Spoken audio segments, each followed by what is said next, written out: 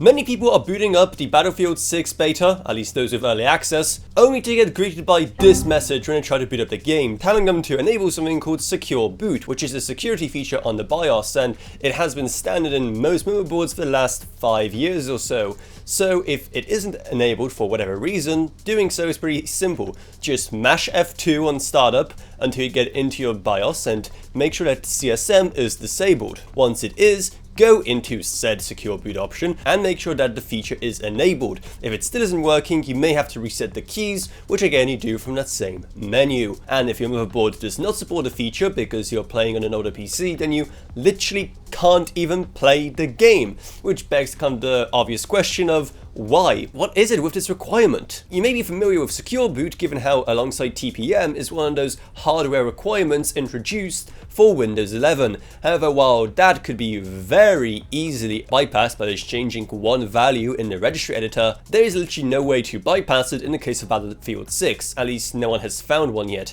However, while there is no actual consequences for installing Windows 11 without Secure Boot, somehow finding a way to get around that in a game like Battlefield would probably just result in getting a ban. It is part of EA's anti-cheat efforts, and more specifically the kernel level Javelin anti-cheat they are bundling with Battlefield 6. They've been already using Javelin to some extent in other Battlefield titles, however they're going all in with preventing cheaters with Battlefield 6. So it is kernel level, which means that has the kind of access to everything on your PC, pretty much nothing other than maybe the OS have. However, the Secure Boot is then an extra layer of security on top of that. Basically, as anti-cheat software has gotten better, now cheaters are trying to bury their code deeper and deeper in the system, and Secure Boot is supposed to help prevent that because it makes it that low-level drivers or bootloaders that are not signed with a special digital key cannot be loaded